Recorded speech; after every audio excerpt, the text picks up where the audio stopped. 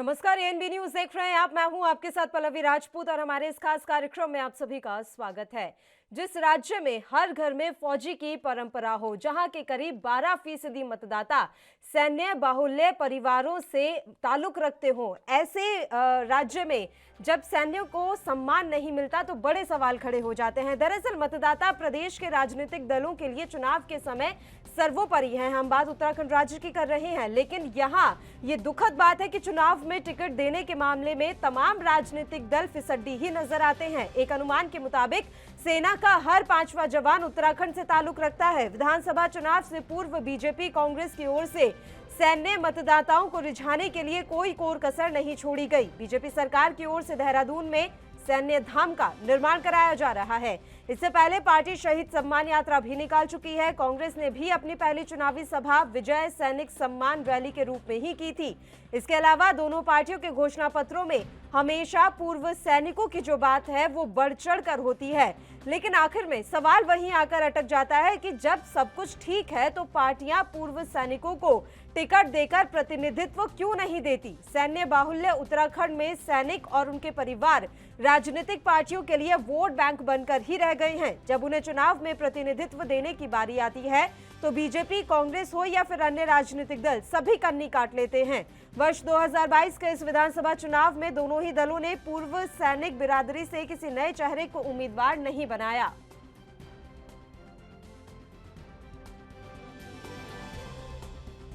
कि बिल्कुल मुझे लगता है कि टिकट ना देने का जो एक क्राइटेरिया आपने ये दिखाया है कि हम सैनिक भाइयों को दरकिनार कर रहे हैं, वो बिल्कुल भी कदाचित उचित नहीं है, क्योंकि हमने कभी भी सैनिकों को दरकिनार करने का कार्य नहीं किया। और 70 विधानसभा है, या मैं कहूँगी अगर पार्लियामेंट की भी बात कर लें या विधानसभाओं की भी बात कर लें, लाखों की संख्या में जो सैनिक भाई हैं हमारे, तो उनको सिर्फ टिकट दे करके हम सम्मान देंगे, ये सही नहीं है। सैनिकों के लिए कांग्रेस पार्टी हमेशा खड़ी रही है, चाहे वो ओआरओपी का मुद्दा हो, चाहे वो उनके पेंशन का मुद्दा हो, चाहे सैनिक कल्याण निगम की स्थापना हो, चाहे अन्य भी जो कैंटीन के माध्यम से जो सामान मिलता था वो जिस तरीके से टैक्स फ्री और जीएसटी और वैट फ्री मिलता था कांग्रेस के वक्त की अगर मैं बात करूं, तो ये सारे जो चीजें हैं ये करके कांग्रेस पार्टी ने हमेशा जो है सेना को सम्मान देने का कार्य किया है। और हमने कभी सेना के लिए जो भी किया है उसके लिए मंचों पे खड़े होकर वोट मांगने का कार्य नहीं किया। और आप देखिए दूसरी तरफ भारतीय जनता पार्टी है, तो उसने हमेशा सिर्फ और सिर्फ सेना को जो है मुझे लगता है सेना के शौर्य का जो इस्तेमाल है वो अपने वोट बैंक की राजनीति के लिए किया है। तो मुझे नहीं लगता कि कांग्रेस पार्टी सैनिकों को किसी भी तरीके से दरकिनार करने का कार्य कर रही है या इग्नोर करने का कार्य कर रही है। और वक्त आने पे हमारी सरकार बनेगी तो आप देखिएगा कि जितनी भी ऐसी योजनाएं जो कांग्रेस पार्टी लेके आई थी और जिसे भाजपा ने उसमें काट झाट करने का कार्य किया है, वो कांग्रेस पार्टी उसको दोबारा से धरातल पे उतारने का कार्य करेगी। देखिए, भारतीय जनता पार्टी सैनिकों का सम्मान करते आई है। हमने सैनिकों के लिए काम किया है, चाहे 1 रैंक 1 पेंशन का मामला हो, चाहे उत्तराखंड में सैन्य धाम बनाने का मामला हो, चाहे उत्तराखंड में 5 विश्राम गृह हमने पूर्व सैनिकों के लिए बनाए हैं। जबकि कांग्रेस के पास झूठी बातों के अलावा और कुछ नहीं है। कांग्रेस के लोग सैनिकों का अपमान करते हैं। आप देख लीजिए कल सुरजेवाला के कार्यक्रम में जिन सैनिकों के नाम पर कार्यक्रम किया गया था, वो पूर्व सैनिक तो बेचारे मंच तक पे उनको जगह नहीं दी गई। जब पत्रकारों ने सवाल किया तब उनको ढूंढ ढांड कर मंच पर लाए। ये तो कांग्रेस का काम है। हमने सैनिकों को भी टिकट दिया है। गणेश जोशी जी हमारे पूर्व सैनिक हैं। हमने सैनिक पुत्रों को भी टिकट दिया है। इसमें जो है आप देख लीजिए हमारे सूबे के मुख्यमंत्री पुष्कर धामी जी स्वयं जो है सैनिक पुत्र हैं। हमारी रितु खंडूरी जी वो भी सैनिक पुत्री हैं। तो निश्चित तौर पर भारतीय जनता पार्टी सेना का सम्मान करती है, सैनिकों का सम्मान करती है, जबकि कांग्रेस के लोग केवल और केवल सेना का अपमान करने का काम करते हैं, सेना के शौर्य पर सवाल उठाते हैं, सेना को गली का गुंडा कहते हैं, सेना को बलात्कारी कहते हैं। ये कांग्रेस की विचारधारा है और ये कांग्रेस की कथनी और करनी का भी अंतर है। जो कहते तो सेना को गाली देते हैं, लेकिन चुनाव के समय में सैनिकों के नाम पर वो वोट मांगने का काम करते हैं। इस मसले पर अब चर्चा की शुरुआत कर लेते हैं। 3 मेहमान इस समय हमारे साथ जुड़ गए हैं। मेहमानों से आपका परिचय करवा देते हैं। आरुषि सुंदरयाल जी इस समय हमारे साथ बनी हुई हैं, नेता हैं कांग्रेस से। इनके अलावा संजीव वर्मा जी फोन लाइन पर हमारे साथ इस समय जुड़े हुए हैं, भारतीय जनता पार्टी के प्रवक्ता। और संगीता शर्मा जी आम आदमी पार्टी के प्रवक्ता भी इस समय हमारे साथ लाइव जुड़ गई हैं। तीनों ही मेहमानों का स्वागत है एएनबी न्यूज पर। आरुषि जी, शुरुआत आप ही के साथ कर लेते हैं। देखिए, ये पिछले साल ही हरीश रावत की तरफ से घोषणा कर दी गई थी कि 20% जो हम टिकट हैं वो सैनिकों को देंगे, पूर्व सैनिकों को देंगे। तो अब इस 20% का मैं आंकड़ा पूरा आपसे जानना चाहूंगी, अच्छे से विस्तृत करके बताइएगा कि 20% में किस किस के नाम आपने शामिल किए और नए चेहरे कौन से थे पूर्व सैनिकों के नाम पर। देखिए, पहली बात तो जो टिकट देने का काम है वो हरीश रावत जी का नहीं है। तो उन्होंने जो ये घोषणा की है ये किसी भी आधार पर नहीं है। जो हमारे टिकट होते हैं वो जिताऊ कैंडिडेट को टिकट दिए जाते हैं। तो मेरे को यही कहना है कि देखिए, हमारे पास पार्टी में सैनिकों का बहुत सम्मान है। हमने अभी लास्ट भी जो राहुल गांधी जी जब आए थे देहरादून, तो हमने विजय सम्मान रैली जो है सैनिकों को सम्मानित उसमें भी किया था। मंच पे स्थान चाहे कांग्रेस के नेताओं को ना मिला हो, लेकिन जो पूर्व सैनिक थे उन्हें हमने मंच पर स्थान दिया।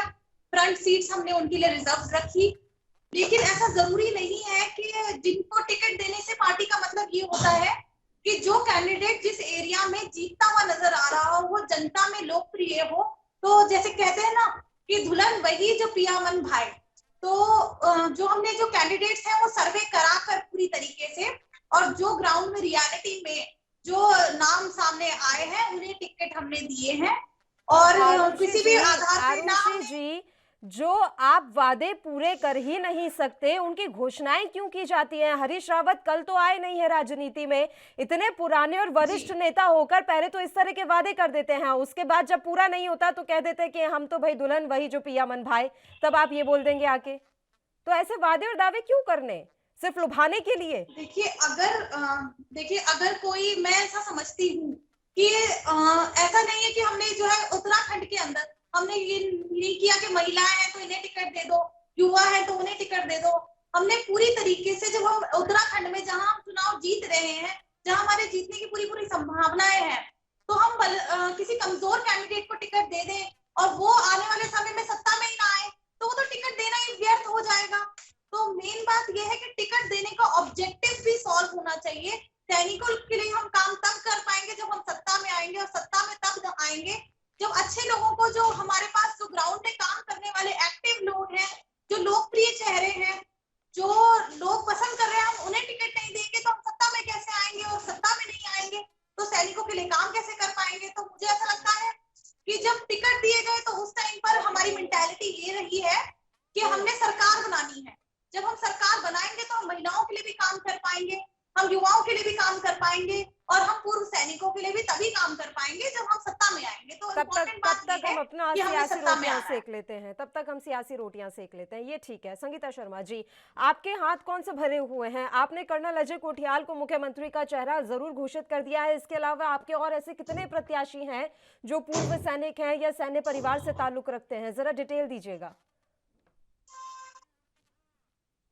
पार्टी जैसा कि विदित ही है कि पहली बार विधानसभा चुनाव लड़ रही है।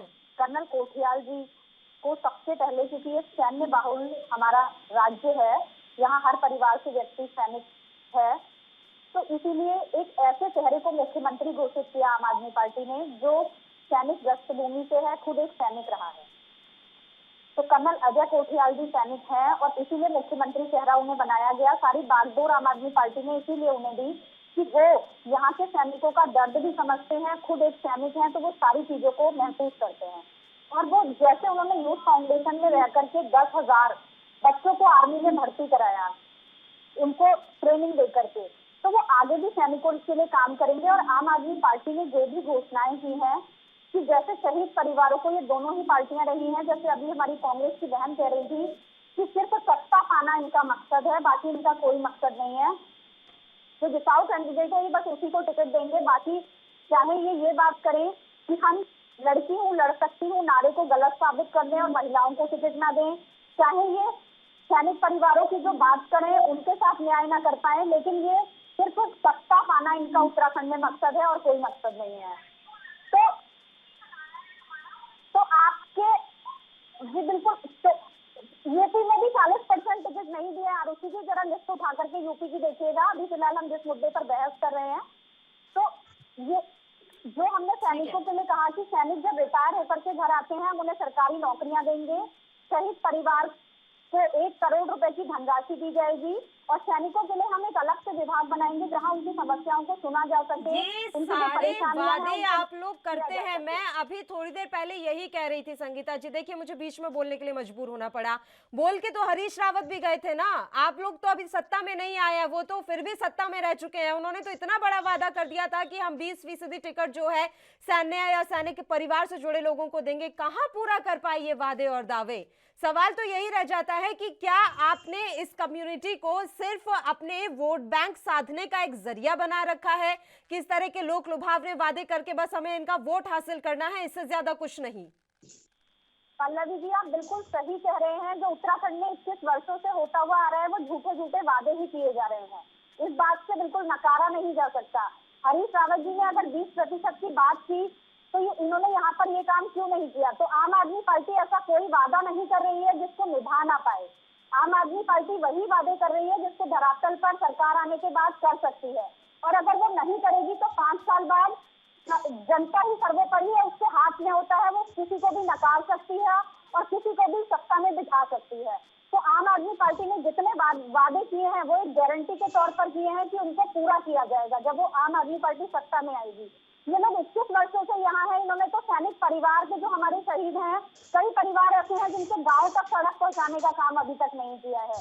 तो ऐसे इनके मानसिकता है, इनकी कथनी और करनी और जुमलेबाजी जो है दोनों ही पार्टियों की 21 वर्षों में यहाँ की जनता ने देखी है। ये शहीदों के सम्मान की बात करते हैं। जब 22,000 एसएल कर्मी जो शहीद परिवारों के ही बच्चे हैं, जब वो धरने पर बैठे होते हैं तो ये भाजपा की सरकार उनके लिए कुछ नहीं करती। और जैसे ये सैनिक सम्मान की बात करती है, सैनिक परिवारों के घर तक अभी तक रोड नहीं पहुंचाई। कुछ परिवारों ने तो जब सैन्यदान की मिट्टी लेने के लिए गए तो वापस भेज दिया। संगीता जी, दूसरों को कोसने से क्या फायदा? पहले खुद में भी तो झांकिए। आपने तो बस एक ही शख्स को टिकट दिया जिन्हें आपने मुख्यमंत्री का चेहरा घोषित कर रखा है। प्रतिनिधित्व देने के नाम पर आपके हाथ में क्या है? एक टिकट के अलावा या एक मुख्यमंत्री चेहरे के अलावा और कितने नाम है? वो नाम भी तो गिनाइए, तब जाकर आप कंपेयर कीजिएगा। वो तो अपने पुराने सैनिकों के नाम गिना देंगे जिन्हें एक बार फिर से टिकट दी गई है। देखिए, कांग्रेस और बीजेपी ने बहुत सैनिकों को टिकट नहीं दिए हैं पल्लवी जी, और ये आपके मुकाबले तो ज्यादा दिए हैं। आपके मुकाबले तो ज्यादा दिए हैं। यहाँ पहली बार विधानसभा चुनाव लड़ रहे हैं। हमने भी सैनिक प्रकोष्ठ बनाया है। हमारा भी सैनिक प्रकोष्ठ में सैनिक हैं जो अपनी संगठन में भूमिका निभा रहे हैं। कल को वो अपनी तैयारी भी करेंगे और चुनाव भी लड़ेंगे और आगे भी आएंगे। ठीक है, तो ऐसा नहीं है कि आम आदमी पार्टी सैनिकों के बारे में नहीं सोच रही है, पर जो 2 पार्टियां हैं उन्होंने वो तो लंबे समय से यहाँ सरकार में है और सत्ता में है, और बड़े बड़े वादे जो हरीश रावत जी कहते हैं कि 20% देंगे, तो उन्होंने क्यों नहीं दिया? चलिए ठीक है। संजीव वर्मा जी, आवाज मिल रही है सर आपको? वो हमारे पास दावेदार भी नहीं है पूर्व सैनिक। आ रही हूँ आरुषि जी, आ रही हूँ। संजीव जी का एक रिएक्शन ले लेते हैं। संजीव वर्मा जी, आवाज मिल रही है सर आपको? जी, मिल रही है। बताइए संजीव वर्मा जी, गणेश जोशी के अलावा आपके पास ऐसे और कौन से नाम हैं जिन्हें देखकर या जिन्हें सुनकर हम ये समझ पाएं कि आपकी पार्टी कितना प्रतिनिधित्व चाहती है सैनिकों का? पल्लवी जी, देखिए, सबसे पहले तो मैं ये बताना चाहूंगा, हमारे जनरल खंडूरी जी, जिनको हमने प्रदेश का मुख्यमंत्री बनाया भारतीय जनता पार्टी ने, वो सैनिक पृष्ठभूमि से थे। लंबे समय तक उन्होंने सेना में अपनी सेवाएं दी। उसके बाद लगातार कई सैनिकों को हमने प्रतिनिधित्व दिया, और वर्तमान की हम यदि बात करें तो टीपीएस रावत जी भारतीय जनता पार्टी के सिपाही रहे। भारतीय जनता पार्टी में हमने उनको टिकट दिया और उन्होंने यहाँ पर अपनी सेवा दी। और वर्तमान की यदि हम बात करें तो आज हमारे जो मुख्यमंत्री श्री पुष्कर सिंह धामी जी हैं, वो एक सैन्य पुत्र हैं, एक सेना के एक सैनिक के बेटे हैं। और हमारे गणेश जोशी जी एक सैनिक हैं, और सेना के प्रति जो भारतीय जनता पार्टी के मन में जो एक आदर भाव का एक दृष्टिकोण रहता है, हम हमारी हमारी कथनी और करनी में किसी प्रकार का कोई अंतर नहीं है। हम सेना के हित की हमेशा बात सोचते हैं। वन रैंक वन पेंशन जो कांग्रेस ने पिछले 40 सालों तक लटकाए रखी, उसको देने का हमने काम किया। और आपको साथ ही साथ मैं ये भी बताता चलूं, one rank one pension Congress ने केवल सैनिकों से झूठ बोलने का और उनसे बहुत बड़ा प्रबंध करने का काम किया, जबकि कांग्रेस ने उसमें मात्र 500 करोड़ रुपए का एक प्रावधान रखते हुए एक छोटा शिकोपा छोड़ा कि हम आपके लिए वन रैंक वन पेंशन के ऊपर एक कमीशन बिठा रहे हैं। और 500 करोड़ रुपए का यदि आप गणना करें तो प्रत्येक जितने हमारे यहाँ पूर्व सैनिक हैं उनके हिस्से में मात्र 50 रुपए या 70 रुपए का एक कंट्रीब्यूशन उससे आ पाता। और कितना बड़ा एक खोता मजाक कांग्रेस पार्टी ने सैनिकों के साथ किया। जैसे हमारी बहन ऋषि जी अभी कुछ ये तथ्य गिना रही थी। पहले उन्होंने कहा कि हमारा उद्देश्य मात्र और मात्र सत्ता पाना है। हाँ, हम स्वीकार करते हैं कि आपका उद्देश्य सत्ता पाना। पूरा देश ये जानता है कि कांग्रेस केवल सत्ता की ही राजनीति करती है। जब ये सत्ता विहीन होती है तो ये ऐसे हो जाती है जैसे जल बिन मछली तड़पती है, उसी तरह कांग्रेस भी सत्ता विहीन होते हुए तड़पने का काम करती है। दूसरा, आपने कहा कि हमने खाली जिताऊ कैंडिडेट को टिकट हमने देना है और हमने किसी कमजोर को टिकट नहीं देना, यानी कि आप सैनिक को कमजोर बोलने का आप काम करती हैं। तीसरा, आपने कहा हम अच्छे लोगों को टिकट दे रहे हैं, यानी सैनिक अच्छा आदमी नहीं है। और तीसरी बात घुमाने वाली बात हो गई संजीव वर्मा जी। नहीं तो आपने भी अपने पुराने ही जो कैंडिडेट जो सैन्य परिवारों से ताल्लुक रखते हैं उन्हें टिकट दिया है। नया चेहरा आपने कौन सा उतारा, उसके बारे में जानकारी देंगे कि हाँ हमने किसी नए चेहरे को इस बार प्रतिनिधित्व का मौका दिया? बातों का मैं जवाब दे रहा हूँ। इन्होंने कहा अच्छे लोगों को हम वोट दे रहे, टिकट दे रहे हैं, यानी सैनिक अच्छे लोग नहीं है। आपने कहा हम मजबूत लोगों को टिकट दे रहे हैं, कमजोर लोगों को हम टिकट नहीं देंगे, यानी कि सैनिकों को आप लोग कमजोर समझते हैं। और 1997 तक हम कमजोर नहीं समझते। हमारे सर्वे में जो लोग सामने आए हैं, जो साफ तौर पर जो कैंडिडेट हमें जीतते हुए नजर आ रहे हैं, जो जनता के बीच में जिनका नाम पॉपुलर है, तो उनको हमने टिकट दिए हैं, जिनकी तैयारी अच्छी है अपने से। सरकारें, कांग्रेस की सरकारें नहीं भेजती थी, केवल एक काला बक्सा और एक 5 पैसे का पोस्ट कार्ड उनके घरों तक पहुंचा दिया जाता था और बोला जाता था कि आपका बेटा, आपका पुत्र, आपका जो भी उनसे नाता रहा हो आपके प्रति, बॉर्डर पे शहीद हो गए। लेकिन भारतीय जनता पार्टी ने सैनिक का लगातार सम्मान किया और एक सैनिक के शहीद होने के बाद उसका परिवार को किसी प्रकार की का काम किया है, राजनीति करने का काम किया है, सेना के काम का क्रेडिट लेने का काम भारतीय जनता पार्टी ने किया है। कांग्रेस को कोस लिया हो तो आप जवाब दे दीजिए सर, जवाब तो दीजिए। आपने कितने नए चेहरे उतारे हैं सैनिकों के नाम पर, किसे प्रतिनिधित्व देने का आपने कष्ट उठाया है, ये तो बताएं, नए चेहरे तो बताएं सर। मैडम, मैंने आपको बताया तो। आप पुराने ही नाम गिना रहे हैं, वो नाम मैं पहले गिना चुकी हूँ। अगर आप थोड़ी देर पहले जुड़ते तो पुराने ही नाम गिना रहे, नए नाम पूछ रही हूँ मैं, जिन्हें पहली बार आपने मौका दिया हो राजनीति में उतरने का, प्रतिनिधित्व देने का।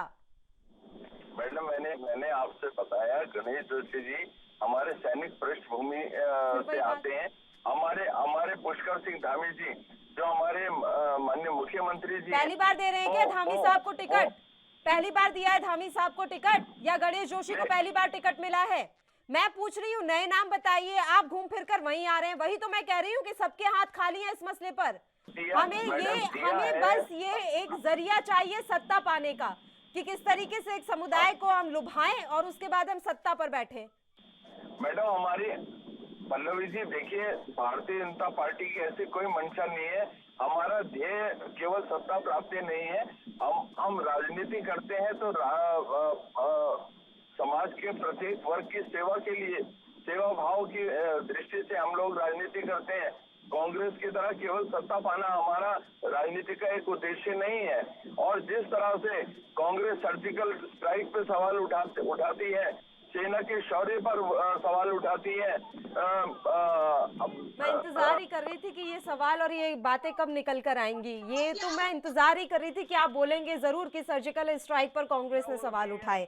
बताइए आरुषि जी, आप किस तरीके से इस समुदाय का वोट पाने में, क्योंकि देखिए वोट पाना ही इकलौता मकसद होता है हर राजनीतिक दल का, तो मैं सीधा सीधा ही पूछ लेती हूँ सवाल, किस तरीके से पाएंगे आप इन समुदाय का वोट? क्योंकि अगर हम बात प्रधानमंत्री नरेंद्र मोदी की करें तो उनकी बहुत ही छवि अच्छी बनी हुई है सैन्य समुदाय में। उनके हिसाब से राष्ट्रवाद का जो मुद्दा है वो सिर्फ प्रधानमंत्री मोदी ही उठा सकते हैं। देखिए, जिस तरीके से इन लोगों ने सैनिकों का अपमान किया है, काम का क्रेडिट लिया है, चाहे वो सर्जिकल स्ट्राइक हो या फिर जो है जो भी सेना के कार्य रहे हैं, तो ये देश की सुरक्षा पे जिस तरीके की राजनीति कर रहे हैं, मुझे नहीं लगता कि जो हमारे देश के सैनिक होंगे उन्हें ये समझ में आता होगा। तो देश के सैनिक हैं, उन्होंने कांग्रेस के समय में भी जो कार्य किए गए, ऑपरेशन व्हाइट वॉश था, जिसमें जो है काली की बीम से जो हमारे पास वेपन था, उससे बर्फ गिराकर जो है जितने भी पाकिस्तान के सेना के ठिकाने थे वो खत्म कर दिए थे। और जब प्रधानमंत्री हमारे जो वो थे मनमोहन सिंह जी थे, तो उनसे पूछा गया कि ये क्या आपने जो है पाकिस्तान सैन्य ठिकाने नष्ट करने का आपने जो है साजिश की है, तो उन्होंने साफ कह दिया कि ये जो है प्राकृतिक था। तो देश की सुरक्षा के हित में कांग्रेस पार्टी से ज्यादा कोई भी पार्टी देश की सुरक्षा के बारे में नहीं सोच सकती। हमारे जो पहले से ही जो हमारे नेता है, हमारी इंदिरा गांधी जी है, हमने जो है बांग्लादेश के 2 टुकड़े कर दिए। जितनी मजबूत हमारी जो सरकार है कांग्रेस के समय में रही है, हमारा देश जितना मजबूत कांग्रेस के समय में रहा है, तो भाजपा की तो उससे तुलना भी नहीं की जा सकती। आज की तारीख में जो है जो बांग्लादेश और नेपाल जैसे देश है वो भी हमारी जमीन कब्जाने में लगे हुए हैं। पाकिस्तान और चाइना की तो बात ही छोड़ दीजिए। तो मुझे लगता है कि ये जो है प्रचंड बहुमत की सबसे कमजोर सरकार जो है, तो जो हमारे देश के सैनिक हैं सारी हकीकत से वाकिफ है, उन्होंने पुराना समय भी देखा है, उन्होंने आज का समय भी देखा है, वो ये अच्छी तरह समझते हैं किस तरीके से सेना के कार्यों पर भी राजनीति की जा रही है आज की तारीख में, और किस तरीके से कांग्रेस जो है देश की सुरक्षा को अपनी जिम्मेदारी समझती थी, सरकार की जिम्मेदारी समझती थी, उसको जो है उन्होंने वोट पाने के लिए कभी कैश नहीं किया। तो सैनिक अजय भट्ट को केंद्र में जगह देना, अजय भट्ट को केंद्र में जगह देना क्या एक बड़ा फैक्टर साबित हो सकता है? उन्हें रक्षा राज्य मंत्री बनाया गया है, उत्तराखंड से हैं अजय भट्ट, तो एक बड़ा फैक्टर साबित हो सकता है बीजेपी के पक्ष के लिए। देखिए, हमारे जो क्या कहते हैं नेशनल लेवल पे उत्तराखंड से पहले भी जो काफी लोग रहे हैं, जैसे बिपिन रावत जी भी हमारे जो है काफी उसमें रहे हैं। अजय भट्ट जी का भी अच्छा है, बहुत अच्छी बात है, जो अच्छी बातें होती है उन्हें हम भी अप्रिशिएट करते हैं, उन्होंने अच्छा किया। परंतु ये जो है मुझे नहीं लगता कि सैनिकों को पूरी तरीके से अपने फेवर में कर लेंगे इस तरीके से, क्योंकि जो सेना है वो कांग्रेस के समय पे मुझे लगता है ज्यादा सेटिस्फाइड थी, ज्यादा खुश थी। जितनी योजनाएं कांग्रेस के समय में सरकारी सुविधाएं जितनी दी जाती थी, आज की तारीख में वो कम ही होती नजर आ रही है, बढ़ती भी मुझे नजर नहीं आ रही। जो सरकारी नौकरी कर रहे हैं वो सब अच्छे से जानते हैं कि क्या सुविधाएं उन्हें पहले मिल रही थी, क्या अब मिल रही है, क्या पेंशन दी थी, क्या कितना कुछ जो देश को कांग्रेस ने दिया है। बीजेपी ने सिर्फ एक चीज का, अगर ये राशन भी देते हैं तो उस पर अपनी फोटो मोदी की छाप छाप के देते हैं, ये वैक्सीन देते हैं तो ये जो है फोटो छाप छाप के वैक्सीन देते हैं। कांग्रेस ने जो भी काम किया वो देश के लिए जो काम किए वो जिम्मेदारी समझ के किए, और उसके लिए कभी भी इन्होंने इस तरीके से ब्रांडिंग नहीं की। तो जो ब्रांडिंग है ये आज की तारीख में लोगों को समझ में आ रही है, और इससे जो है जनता अब जो है इन्हें बड़ा झटका, अभी पिछले भी चुनाव जो हाल फिलहाल में हुए हैं हिमाचल में इधर उधर, और जो है उनमें झटके जो है बीजेपी को अब लगने शुरू हो गए हैं, और आने वाले समय में उत्तराखंड में भी इन्हें बहुत बड़ा झटका मिलने वाला है। बताइए संगीता शर्मा जी, किसे झटका मिलेगा और सैन्य समुदाय किसकी तरफ इस समय आकर्षित आप लोगों को नजर आ रहा है? या आपको लग रहा है कि कर्नल अजय कोठियाल के दम पर हम पूरे समुदाय का वोट हासिल कर लेंगे? देखिए, सभी समुदाय महत्वपूर्ण होते हैं, लेकिन जो जनता के मुद्दे हैं और जो जनता की जरूरतें हैं वो सैनिक परिवारों की भी हैं और आम जनता की भी हैं। तो आम आदमी पार्टी जिन मुद्दों को लेकर के चुनाव में उतरी है और जिन कामों को करने की उसने बात की है, वो मुद्दे सभी से जुड़े हुए मुद्दे हैं, चाहे वो हमारे सैनिक परिवार हो या आम जनमानस हो। तो आम आदमी पार्टी के मुद्दों के साथ इस बार जनमानस जरूर जाएगा, क्योंकि 21 सालों से इन दोनों पार्टियों को देखा है उत्तराखंड, और कितना काम उत्तराखंड उत्तराखंड में हुआ है यहाँ की जनता जानती है। कितना युवा आज बेरोजगार है। हम बात करें तो 4.5 लाख से ज्यादा हमारा पंजीकृत बेरोजगार युवा है। मैं 2021 की बात करूं तो केवल 8 लोगों को सरकारी नौकरी मिली है। तो कहीं ना कहीं स्वास्थ्य की व्यवस्थाओं की बात करें तो आज भी इतनी लचर है कि बुरी हालत है यहाँ की स्वास्थ्य की व्यवस्थाओं की। वेंटिलेटर हो, चाहे रेडियोलॉजिस्ट हो, वेंटिलेटर है तो धूल फांक रहे हैं, रेडियोलॉजिस्ट है नहीं, एक्सरे मशीनें बेकार पड़ी हुई हैं। तो ये सारे अस्पतालों की बात है और रेफर सेंटर से ज्यादा कुछ नहीं है। चंपावत जिले की बात करूं तो वहाँ एक झालाकुड़ी गांव है, वहाँ के लोग कह रहे हैं सड़क नहीं तो वोट नहीं। इस बार वो अपने गांव में किसी को प्रचार करने नहीं आने दे रहे हैं। तो 21 सालों में ये हाल उत्तराखंड का हुआ है कि आज जनता ये कहने को मजबूर है कि हम वोट नहीं देंगे अगर हमारे काम नहीं होंगे। तो इतना इनको सहना पड़ रहा है। तो ये जो 21 सालों में बुरा हाल हुआ है तो कहीं ना कहीं ये इन दोनों पार्टियों ने ही किया है। आज जो उत्तराखंड के ऊपर कर्जा लगा हुआ है, नेताओं के बैंक बैलेंस ज्यादा है और उत्तराखंड के ऊपर हजारों करोड़ों रुपए का कर्जा है। तो ये किसकी देन है? इन दोनों पार्टियों की ही देन है। तो इस बार जनता बहुत सोच समझ करके तीसरी पार्टी को चुनेगी, क्योंकि जनता को अब उत्तराखंड का विकास चाहिए। जनता को अब 4 से 6 सीटें निकालते हुए नजर आ रही हैं संगीता शर्मा जी। इस तरीके से कैसे जीत पाएंगी? तो पहले तो जीरो भी दिखा रहा था, फिर सर्वे में 1 भी दिखा बनेगी सरकार। 2 से 4 दिखा रहे हैं तो सर्वे तो बढ़ता जाएगा। देखिए अभी लोगों को लग रहा है कि जनता आम आदमी पार्टी के साथ नहीं है, लेकिन वो जनता की पार्टी है, उन आम लोगों की पार्टी है, उनकी अपनी पार्टी है। अगर उन्हें ऐसे मुख्यमंत्री चाहिए जो खनन प्रेमी हैं, जो 100 करोड़ रुपए अपने एडवर्टाइजमेंट में खर्च कर देते हैं, दूसरे मुख्यमंत्री ऐसे जो केवल इस चीज की बात करते हैं, चाहे उत्तराखंड का कुछ भी हो जाए, केवल सत्ता पाना उनका मकसद है। तो उत्तराखंड की जनता को अब फैसला करना है कि वो कैसा मुख्यमंत्री चाहती है। कर्नल अजय कोठियाल जैसा या हरीश रावत जी जैसा या धामी जी जैसा जो खनन करके भ्रष्टाचार में उत्तराखंड को लूट कर रख दिया है। कर्नल अजय कोठियाल के नाम पर कुछ उपलब्धियां तो बता दीजिए। कर्नल अजय कोठियाल के नाम पर कुछ उपलब्धियां तो बता दीजिए कि कब उन्होंने किस तरीके से लोगों की मदद की, जो लोगों में इतने लोकप्रिय हो गए वो कि सत्ता चला लेंगे या फिर पूरी सरकार बना लेंगे। देखिए आम आदमी पार्टी के मुद्दों से सब वाकिफ हैं, उनके काम की राजनीति सबको पता है, उनकी नीयत में खोट नहीं है। आम आदमी पार्टी अरविंद केजरीवाल जी कोई भ्रष्टाचारी नहीं है। उन पर 13 बार ईडी ने और कितने केस उन पर लगाए गए हैं, लेकिन वो सब में बरी हुए हैं क्योंकि उन्होंने भ्रष्टाचार नहीं किया। उन पर भ्रष्टाचार का एक भी दाग नहीं है। लेकिन इन दोनों पार्टियों ने उत्तराखंड में कितने भ्रष्टाचार किए हैं ये किसी से छुपा हुआ नहीं है। भाजपा ने कोरोना में भी भ्रष्टाचार कर लिया टेस्टिंग घोटाले में। तो इनके भ्रष्टाचारों की फहरिस्त जो है वो बहुत लंबी है। आपने बात की कर्नल साहब ने क्या किया है। कर्नल साहब ने यूथ फाउंडेशन के जरिए जब राजनीति में आए भी नहीं थे तभी 10,000 बच्चों को सेना में भर्ती कराया है। वो गरीब परिवार के बच्चे हैं जो जिनके पास ट्रेनिंग के लिए पैसे नहीं होते, वो जाना चाहते हैं कि वो भर्ती हो, वो करें, उन्हें गाइडेंस दिया है। तो उन्होंने सेवा के काम किए हैं। जब वो अपनी नौकरी में थे, बद्रीधाम में जब केदारनाथ आपदा आई उसमें उन्होंने बहुत काम किया है। केदारनाथ का पुनर्निर्माण करके दिखाया है। उन कठिन परिस्थितियों में उन्होंने काम किया है। तो और वो इसमें मेडलों से सुसज्जित एक व्यक्ति है। सेना में उनको मेडल्स मिले हुए हैं बहुत से। तो उन्होंने काम किए हैं सेना में रहकर भी, और सेना से जब वो घर आ गए उसके बाद भी उन्होंने बहुत से काम किए हैं। और जो दूसरी बात, आम आदमी पार्टी की राजनीति है वो किसी से छिपी नहीं है, क्योंकि वो जुमलेबाजी, बयानबाजी और ऐसी राजनीति नहीं करती जो कहती कुछ है और धरातल पर कुछ नहीं करती। जैसे बीजेपी ने लगभग 1100 योजनाओं, उससे भी अधिक योजनाओं की घोषणाएं की और धरातल पर कितनी है 150 लगभग। तो इस तरह की काम आम आदमी पार्टी नहीं करती है। इसमें जनता का भरपूर समर्थन इस बार आम आदमी पार्टी को मिलेगा। तो आम आदमी पार्टी को मिल तो जाएगा। जैसे दिल्ली पूछ तो रहेंगे ना लोग। आप अगर बोल रहे हैं कि हम यहाँ पर शहीद परिवारों को इतने करोड़ रुपए देंगे, दिल्ली वाले भी तो पूछेंगे ना आपसे हमने कौन सा गुनाह कर दिया। दिल्ली में तो ये पहले से ही कितने करोड़ रुपए दे रहे हैं आप? अच्छा बताइए, आंकड़ा बताइए कितने करोड़ रुपए दिल्ली, अगर दिल्ली के परिवार से कोई शहीद होता है तो कितने करोड़ रुपए जा रहे हैं आपके यहाँ से? दिल्ली से ज्यादा नहीं है यहाँ की जनसंख्या। अब आप आंकड़ा नहीं देंगे? ये कोरी बातें मत किया कीजिए, आंकड़ों के साथ बात कीजिए। अब आप बताएंगे ना कितने करोड़ रुपए देने का प्रावधान है दिल्ली में। अगर वहां के परिवार से कोई युवक या कोई शहीद होता है तो आप कितने करोड़ की मदद दे रहे हैं बताइए? दिल्ली में 1 करोड़ रुपए की धनराशि दी जाती है। कब हुआ ये लागू? ये बहुत पहले लागू हो चुका है दिल्ली में, आज लागू नहीं हुआ है। आंकड़ा बताइए। बाद में लागू हुआ है। झूठ नहीं बोल रहे हैं। अगर आप कितने वहाँ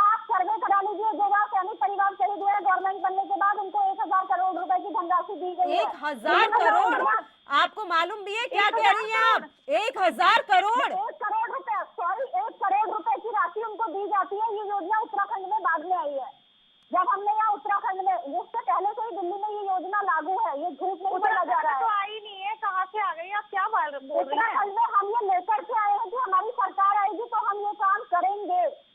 आरुषि जी, हमने ये कहा है कि दिल्ली में हम जिस तरह से 1 करोड़ रुपए शहीद परिवार के व्यक्ति को दे रहे हैं, वही हम उत्तराखंड में भी देंगे जब हमारी सरकार आएगी। चलिए संजीव वर्मा जी से पूछ लेते हैं। चलिए, विधानसभा में कांग्रेस की एंट्री नहीं है, अभी बीजेपी की एंट्री है, पूछ लेते हैं उनसे कितने लोगों की मदद की आपने? आपकी जानकारी में नहीं है तो ये मेरी गलती नहीं है। आप जानकारी जुटा करके देखा कीजिए फिर चैनल पर। चलिए रुक जाइए आरुषि जी, एक मिनट। ठीक है संजीव जी आवाज मिल रही है सर? सैनिकों के नाम पर वोट मांगे जा रहे हैं, तो ये जानना भी तो बेहद जरूरी है कि कितनी और किस तरह की मदद की जा रही है, क्या सहूलियतें दी जा रही हैं। आम आदमी पार्टी का कहना है कि दिल्ली में जो सैनिक परिवार हैं या जिनके यहाँ से कोई शहीद हो जाता है तो 1 करोड़ रुपए की मदद अरविंद केजरीवाल सरकार कर रही है। मैडम, हंसी आती लोगों के वक्तव्यों पर जो मुंह है वो बोल देते हैं, मुंह उठा के जो भी मतलब कितने गैर जिम्मेदारी से इस तरह के ये लोग कर देते हैं। और दिल्ली में आप ये देखिए, एक मैं सोचता हूँ गिनी चुनी कृषि भूमि होगी। एक बार ओलावृष्टि हुई तो इनके अरविंद केजरीवाल ने सीधा ये बोल दिया, हम तो 5 लाख रुपए प्रत्येक हेक्टेयर किसानों को देंगे।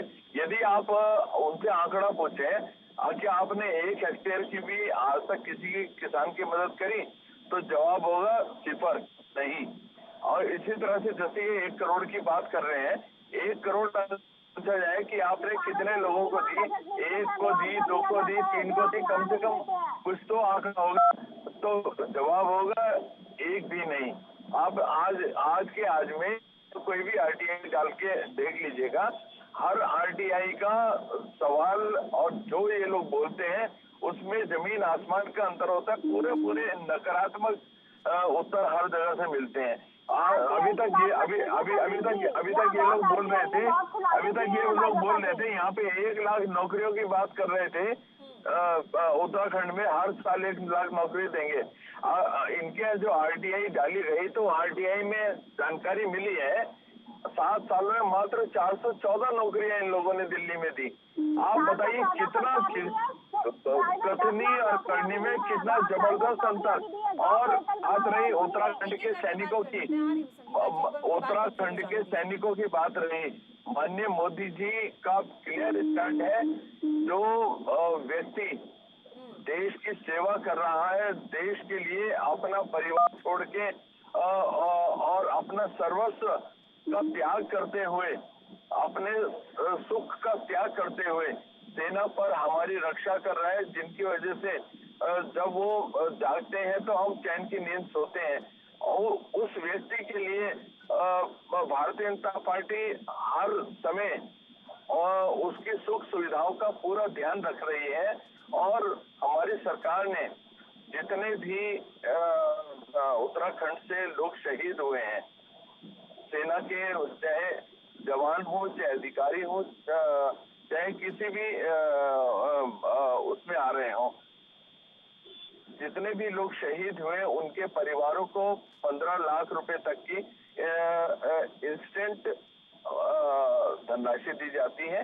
सरकार की तरफ से एक सम्मान राशि दी जा रही है और साथ ही साथ उनके परिवारों के एक व्यक्ति को सरकारी नौकरी जिस सरकार दे रही है, उत्तराखंड सरकार दे रही है।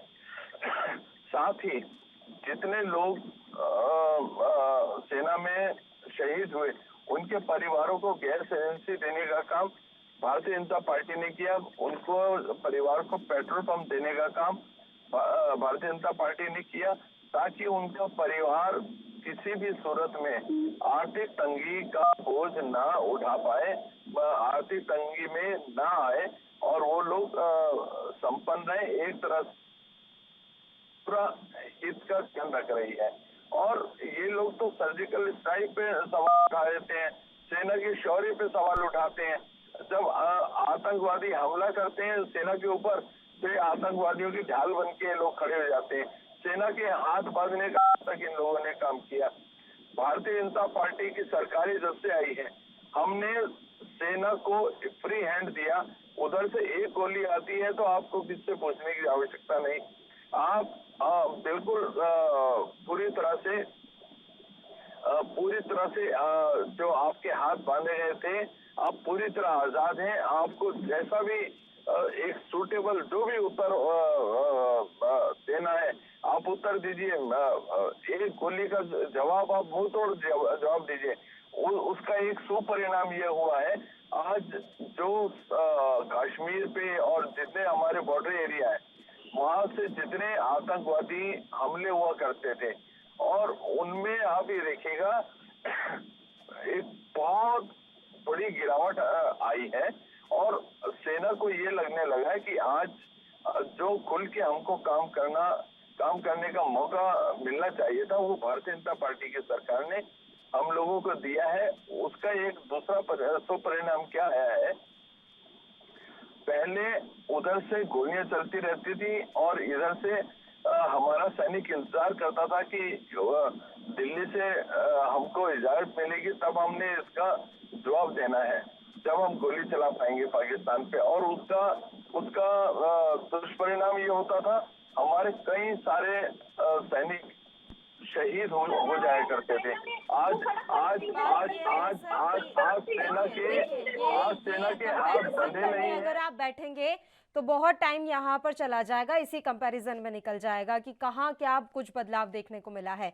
राजनीति में हम इन परिवारों की या इन सैनिकों की कितनी भागीदारी सुनिश्चित कर रहे हैं ये जानना बेहद अहम हो जाता है। वो तो नीलबट्टा सन्नाटा है, वो तो वही की वही है जो आपने पुराने अपने उतार रखे थे उम्मीदवार, एक बार फिर से उन्हीं को मौका दे दिया। तो हम राजनीति में भागीदारी कितनी सुनिश्चित कर रहे हैं, यहाँ हम कितना फ्री हैंड उन्हें छोड़ रहे हैं, ये भी तो बताइए। पल्लवी जी देखिए, चाहे तो अगर आप ये देखिएगा, सेना के परिवारों से जब भी कोई एक तरह से दावेदारी करता है तो Bharatiya Janata party top priority सेना के परिवार को देती है। सेना के जो आश्रित होते हैं या सेना के पूर्व सैनिक होते हैं, Bharatiya Janata party top priority लोगों को देती है। हम कांग्रेस की तरह नहीं बोलते, कांग्रेस की तरह नहीं बोलते कि वो लोग कमजोर होंगे, हम वो सत्ता में नहीं आ पाएंगे, लेकिन हम सम्मान देते हैं उनको। उनका सम्मान करते हुए हम उन लोगों को टॉप प्रायोरिटी देते हैं। और देखिए, उपनल के माध्यम से चाहे और जितनी भी योजनाएं देके भी आप किसी को नहीं ला पाए।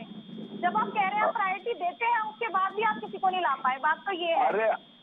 अरे प्रायोरिटी देते हैं जो प्रायोरिटी लोग देने के बावजूद भी कोई फायदा नहीं हुआ, बात तो ये है। जैसे आपने ऐलान किया था 20% ले आएंगे पर नहीं ला पाए, वैसे वो कर रहे हैं। चलिए बोलिए संजीव जी।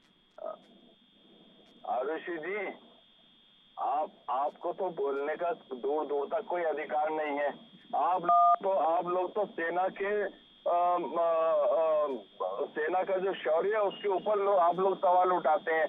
आप लोग तो जनरल बिपिन रावत को गुंडा बोलते हैं। आप लोग जनरल बिपिन रावत को आप लोग गुंडा बोलते हैं, सेना को बलात्कारी बोलते हैं, सेना को आतंकवादी बोलते हैं। आप बताइए, आप लोग को डूब मरना चाहिए। आप लोग तो शत्रु हैं, सेना के शत्रु हैं आप लोग उत्तराखंड के शहीदों का सम्मान नहीं करना चाहते। उत्तराखंड के नजर आते हैं, आधे लोग आतंकवादी नजर आते हैं, आधे लोग देशद्रोही नजर आते हैं। कब तक आप इस तरीके के शब्द इस्तेमाल कर करके अपनी रोटियां सेकते रहेंगे, मुझे आप ये बता दीजिए। हम शत्रु हो गए और जो आपके बीजेपी में नहीं है वो सारे, जो आपके अंधभक्त नहीं है वो सारे देशद्रोही हो गए। कब तक आप यही खेल खेलने वाले हैं? और प्रतिनिधित्व के बारे में आप भी तो क्लियर कीजिए ना कि हम क्यों नहीं राजनीति में प्रतिनिधित्व देना सुनिश्चित कर पा रहे हैं, कहाँ कमी रह जा रही है या विश्वास की कमी है? विश्वास की कमी नहीं है, पर ऐसे कोई मजबूत दावेदार जो आप मुझे गिनवा दीजिए कि किसी ने कोई मजबूत दावेदार हो जिनका टिकट पार्टी ने काट दिया हो। ऐसी मैं मजबूत किसी दावेदारी राजनीतिक पार्टी से संबंध नहीं नहीं रखती ना मैडम, ना मेरे कोई बहुत सारे कार्यकर्ता हैं जो मैं बता पाऊं। कि कहाँ कौन सा देखिए, कोई कार्यकर्ता सैन्य मजबूत परिवार से है। और उत्तराखंड कोई मजबूत दावेदार में तो होता आप तो ये अब समझिए हर 5वां परिवार सैनिक का परिवार है।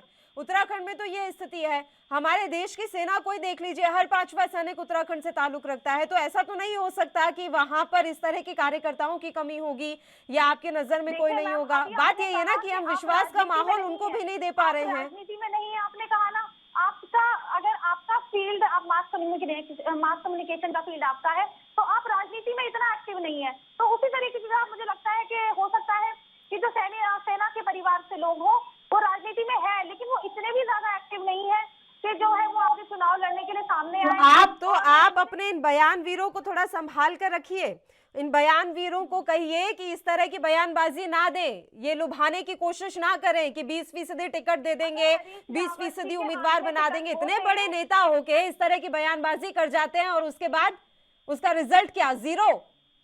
देखिए, ये कोई पार्षद का टिकट तो है नहीं कि हरीश रावत जी के हाथ में अगर टिकट होते तो हरीश रावत इस तरह के बयान क्यों देते हैं? सीटें वो दे देते और वो 20% सेना को क्या, वो तो मुझे भी टिकट दे देते अगर उनके हाथ में होता तो। पर वो जो है अपने टिकट के लिए ही उनका जो है टिकट एक जगह से काट के दूसरी जगह शिफ्ट किया गया। तो मुझे नहीं लगता कि उनकी बात को इतना हमें गंभीरता से लेना चाहिए। चलिए, गंभीरता से नहीं लेना चाहिए। बहुत बड़ी बात बोल रही हैं आप। आपको पता है ना अरुषि जी, आप क्या कह रही हैं कि हरीश रावत की बातों को गंभीरता से नहीं लेना चाहिए। ऐसे शख्स को आप मुख्यमंत्री बनाना चाहेंगे उत्तराखंड का? ऐसे शख्स को जिसकी पार्टी के प्रवक्ता कह रहे हैं कि उनकी बातों को गंभीरता से नहीं लेना चाहिए, ऐसे शख्स को आप उत्तराखंड की बागडोर देना चाहेंगे? आप खुद बताइए। आप एक उत्तराखंड के वासी होने के नाते बताइए। आप छोड़ दीजिए, आप कांग्रेस पार्टी के प्रवक्ता हैं। तो वो जरूर टिकट दे देते और उन्होंने जो है ये टिकट, मुझे लगता है कि जिस तरीके से हमारे जो मेरा वाला वार्ड था शांति विहार का, तो वहां से जो हमने पार्षद को हमारे हैं तो वो जो है पूर्व सैनिक है। तो मुझे लगता है कि जो टिकट देने में हम लोग प्रायोरिटी देते तो जरूर है, लेकिन विधानसभा का चुनाव बहुत बड़ा चुनाव होता है और इसके टिकट जो है हरीश रावत जी के हाथ में नहीं है। और ये टिकट जो होते हैं वो जो है सर्वे के आधार पे ही पार्टी कराती है। और इसका जो है इसमें किसी को एक बात तो साफ हो गई कि हरीश रावत अगर कुछ बोल रहे हैं तो उनकी बातों की उतनी वैल्यू नहीं है, क्योंकि सब कुछ आला कमान तय करता है। अब ऐसे में बेमतलब के झूठे दावे और वादे मत कीजिए। उत्तराखंड की जनता के साथ छलावा मत कीजिए मैडम। अगर उनके हाथ में होता तो वो दे देते ना। उनके हाथ में क्या है? आप खुद कह रही है कि उनकी बातों को इतनी गंभीरता से मत लीजिए। ये मेरे शब्द नहीं है, ये आपके शब्द हैं। ये आपके शब्द है ना, तो हम उनकी बातों को आगे से गंभीरता से नहीं लेंगे। अब प्रचार ऐसे ही करिए कि बताएंगे सोनिया गांधी, बताएंगे राहुल गांधी की कौन सी योजना यहाँ पर चलेगी, किस तरीके से लोगों का विकास होगा, गांधी परिवार बताएगा। ये करिए। अब मैं देना तो चाहती हूँ लेकिन मैं दे नहीं सकती ना। मेरा बस चले तो मैं दे दूं। चाहूंगी शब्द का इस्तेमाल नहीं किया था, लेकिन मैं चाहता हूँ कि ऐसा कुछ नहीं कहा था। वो देना चाहते लेकिन अगर उनका तो खुद का टिकट जो है वो चाहते तो थे कि उन्हें जो है रामनगर से टिकट मिल जाए, लेकिन टिकट वहां से ना मिल के कहीं और से लाल कुआं से मिला और वहां से बेचारी संध्या डाला कोटी को आपने हटा दिया कि वो रो रही हैं अब मीडिया के सामने। इस तरह की तो आप लोगों की पॉलिसी रहती है। एक को टिकट देके उसका टिकट काट देते हैं क्योंकि वहां से हरीश रावत को लड़ना है, उसके बाद वो मीडिया के सामने आके रो रही है। अब आप खुद ही कह रहे हैं, देखिए अब जब हरीश रावत आप खुद देख लीजिए ना, हरीश रावत को लेकर अगर आप बहस कर रही हैं तो क्या स्थिति है? किसी की बात की कोई वैल्यू नहीं है, किसी की बात की कोई वैल्यू नहीं है। वो क्या चाहते हैं कि 20% टिकट देंगे लेकिन नहीं दे सकते। अपने आप को चुनाव लड़वाना है, इसलिए पहले कोई घोषित उम्मीदवार को आप हटा देते हैं। किसी की बात की कोई वैल्यू नहीं है। संगीता शर्मा जी, देखिए वो अपने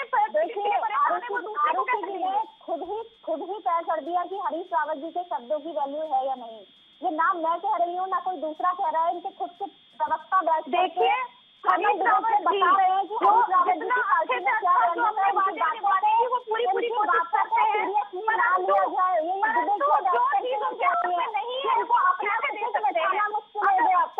देखिए कि उत्तराखंड में जब वो मुख्यमंत्री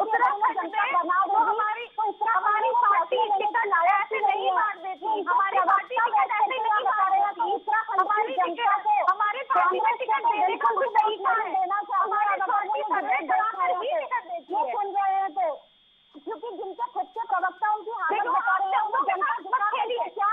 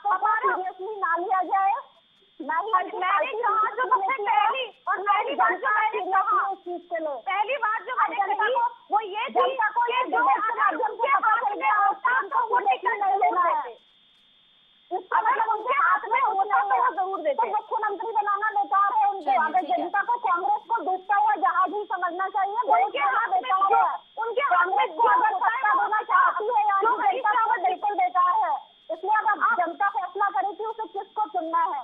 चलिए ठीक है एक एक करके बताते हैं। सिर्फ अपने क्षेत्र के विधायक चुनने हैं, मुख्यमंत्री किसे बनाया जाएगा ना तो आपकी पार्टी के अलावा जो है ना तो बीजेपी ने घोषित किया है और ना ही कांग्रेस ने घोषित किया है, और घोषित कर भी दिया तो उससे फायदा क्या होता है, क्योंकि मुख्यमंत्री तो पार्टी कभी भी बदल देती है।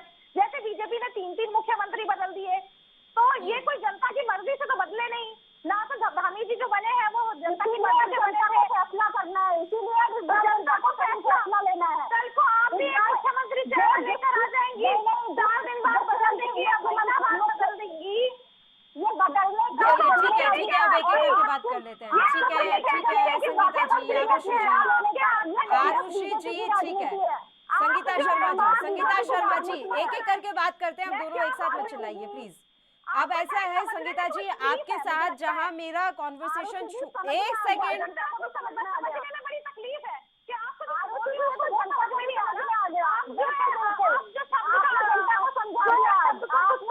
दोनों भविष्यवक्ता क्यों बन रही है यहाँ बैठकर, दोनों भविष्यवक्ता बन रही हैं। किसने देखा है भविष्य, कौन मुख्यमंत्री बन रहा है, कौन सी पार्टी आ रही है? अब एक एक करके बात कर लेते हैं ना। संगीता शर्मा जी, आपके साथ जहां मेरी पिछली बार वार्ता छूटी थी, मैं वहीं से शुरुआत कर लेती हूं। हम बात दिल्ली के सैनिकों की कर रहे थे, तो आपने कहा था कि 1 करोड़ की सहायता हम यहां उत्तराखंड में देंगे। सवाल ये था, दिल्ली मॉडल लेकर आप क्योंकि जगह जगह जा रहे हैं, तो आपसे पूछा जरूर जाएगा कि दिल्ली में आपने क्या किया। आप बोल रही थी कि दिल्ली में हम 1 करोड़ रुपए सहायता राशि दे रहे हैं, हकीकत ऐसी नहीं है संगीता जी। बात यह है कि अभी तक 6 शहीद सैनिकों को मिला है 1 करोड़ धनराशि, वो भी इसलिए क्योंकि वो कोरोना के काल में दिल्ली सरकार के लिए ड्यूटी कर रहे थे। इसके अलावा कोई आंकड़ा है आपके पास, ताकि उत्तराखंड के सैन्य परिवार आप पर भरोसा कर सके? संगीता शर्मा जी, पल्लवी जी, वहाँ कोरोना काल में जो शहीद हुए उनको भी मिला है, और ये धनराशि सभी के लिए है कि जो भी सीमा पर कब से चला रहे हैं आप वहाँ पर सत्ता, परिवार का शहीद होगा उसको 1 करोड़ रुपए की धनराशि दिल्ली सरकार देगी। अभी तक सिर्फ 6 शहीद सैनिकों को मिली है। मैं आपसे आंकड़ा बार बार इसलिए जानना चाह रही हूँ मैम, क्योंकि आप लोग कब से आप मुझे बताइए ना, आप लोग दिल्ली में कब से सरकार चला रहे हैं मैम? उसके बाद से लेकर हम 2022 तक का आंकड़ा गिन लेते हैं। इस बार जब हमारी सरकार बनी, इसके बाद हमारी ये घोषणा हुई। पिछले 2 सरकारों में ये नहीं थी। जब दिल्ली सरकार तीसरी बार सत्ता में आई तो उन्होंने ये घोषणा की कि हम शहीद परिवारों को 1 करोड़ रुपए की धनराशि देंगे। इसके बाद आप अभी स्वयं बता रही हैं कि 6 परिवारों को ये धनराशि मिली है, तो वहाँ 6 परिवारों के लोग शहीद हुए हैं तो उनको ये धनराशि दी गई है। तो वो बॉर्डर पर शहीद नहीं हुए थे, आप भी जानती हैं ये बात। वो जिस तरह भी शहीद होते हैं, चाहे वो बॉर्डर पर शहीद हो या उनकी दिल्ली सरकार की ड्यूटी करते हुए कोविड के कारण उनकी डेथ हुई, तो वो सभी शहीद परिवारों के लिए है। वो बॉर्डर पर सीमा पर शहीद हो या वो ड्यूटी करते हुए शहीद हुए हैं, तो वो उनको राशि दी जाएगी, क्योंकि उनको एक शहीद का दर्जा दिया गया है। कोरोना काल में अगर वो शहीद हुए हैं तब भी उनको वो राशि मिलेगी, वो सीमा पर शहीद हुए हैं तब भी उनको वो राशि मिलेगी। और वही हमने उत्तराखंड में भी कहा है कि हमारा सैनिक बाहुल्य प्रदेश है, यहाँ के शहीद परिवार में अगर किसी व्यक्ति के परिवार से कोई शहीद होता है तो उसको भी 1 करोड़ रुपए की धनराशि उत्तराखंड में सरकार बनने के बाद आम आदमी पार्टी देगी। ये जो इतने प्रकोष्ठ और विभाग बनाए गए थे, इनका कोई असर आपको नजर आ रहा है? इसके अलावा अभी 4था धाम बीजेपी बना रही है सैन्य धाम के नाम से, इसको लेकर क्या विचार है आपका? ये कितना प्रभावित कर पाएगा सैनिक मतदाताओं को? देखिए, सैन्य धाम से कोई असर पड़ने वाला नहीं है मतदाताओं पर, क्योंकि भाजपा सरकार ने जो ओपनर कर्मी हमारे 22,000 थे वो सैनिक आश्रित ही हैं। तो उन सैनिक आश्रितों को जिस तरह से धरने पर बिठाया और उनकी मांगों को पूरा नहीं किया, खुद मुख्यमंत्री धामी जी जिस समय विधायक भी थे तब वो खुद जाकर के अपनी सरकार से उन्होंने कहा था कि इनकी मांगें पूरी की जाएं, लेकिन जब वो स्वयं मुख्यमंत्री बने तब उन्होंने उस और कुछ भी ध्यान नहीं दिया। तो जो 22,000 ओपनर कर्मी हैं वो सारे सैनिक परिवारों से ही आते हैं, तो जब उनके लिए काम नहीं किया गया है तो सैनिक परिवार सैन्य धाम से खुश होने वाले नहीं है। मैं आपको एक महत्वपूर्ण बात कहूँ तो टनकपुर से जौलजी भी एक पीजे रोड है, जिसमें हमारी पैरामिलिट्री और मिलिट्री फोर्सेस की चौकियों की बात करूं तो करीबन 35 के लगभग चौकियां इस रोड पर आती हैं। वो पीजे रोड अभी तक अधूरी है, उस पर काम ही नहीं हो पा रहा है, बल्कि वो कई वर्षों से प्रोजेक्ट चल रहा है। जो इतनी महत्वपूर्ण रोड है कि जिसे सुरक्षा की दृष्टि से बहुत जल्दी बना देना चाहिए, तो वो अभी तक भाजपा सरकार ने उस रोड को कंप्लीट नहीं किया है। बार बार उसकी डिमांड होती है और उसमें काम अधूरा छोड़ दिया जाता है। तो जो हम सैनिकों के लिए कह रहे हैं वो हम कर क्यों नहीं रहे हैं, क्योंकि वो तो सैनिक सुरक्षा की दृष्टि से भी बहुत महत्वपूर्ण रोड है। तो भाजपा सरकार ने वहां भी कुछ काम नहीं किया है।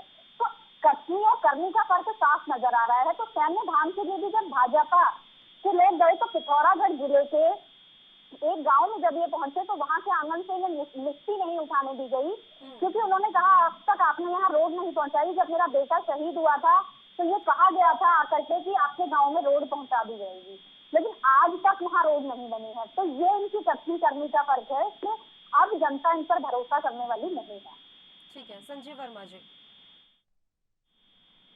वर्मा साहब, आवाज मिल रही है आपको? हाँ जी, आ रही है। बताइए सर, आपकी कथनी और करनी में अंतर मान रही है आम आदमी पार्टी? मैडम अब इनको क्या बोलने, बिल्कुल ये तो नॉन सीरियस पार्टी है, इनकी बातों को हम सीरियसली लेते ही नहीं है। ये तो कुछ भी बोल देते हैं, इनको सर्वाधिकार प्राप्त है, ये कुछ भी बोल सकते हैं। ना जनता इनकी बात को सीरियसली लेती है, ना कोई इनकी बातों को सीरियसली लेता है। और तो और जो अभी विगत समय में ये लोग गारंटियां बांट रहे थे, आज लोग इनकी गारंटियों का, जिन लोगों ने उस समय बड़े इंटरेस्ट दिखा के इनकी गारंटियां ली, आज वो लोग इनके गारंटी कार्ड को दिखा के इनका मजाक उड़ा रहे हैं। और जिस तरह से अभी ये बातें कर रहे थे, हमने कुछ नहीं किया। जितने भी नगर निगम क्षेत्र हैं, नगर पालिका क्षेत्र हैं और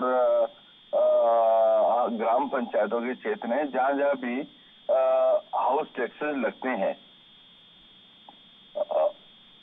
समस्त उत्तराखंड के अंदर उत्तराखंड सरकार के द्वारा जो हाउस टैक्स में अगले 10 सालों तक इनके जितने भी सैनिक परिवार और पूर्व सैनिक परिवार हैं, सबके टैक्स में 100% की रिबेट दी गई है। अगले 10 साल तक उनको कोई टैक्स देना नहीं पड़ेगा। ये भारतीय जनता पार्टी का एक सैन्य परिवारों के लिए एक सम्मान है। और मैंने आपको पहले भी बताया है कि 15 लाख रुपए तक का जो भी शहीद होते हैं उनके परिवार को इंस्टेंट गवर्नमेंट एक सम्मान राशि देती है, उनके परिवार को सरकारी नौकरी देती है और उनके परिवारों को पेट्रोल पंप हमारे सरकार के द्वारा दिए गए हैं और उनके परिवार को गैस एजेंसी हमारे सरकार के द्वारा दी गई है। उनके बच्चों को पूरा मुफ्त शिक्षा और पूरे परिवारों को मुफ्त चिकित्सा भारतीय जनता पार्टी के द्वारा दी जा रही है। भारतीय जनता पार्टी की कथनी करनी में कोई अंतर नहीं, हम लोग धरातल पे काम कर रहे हैं।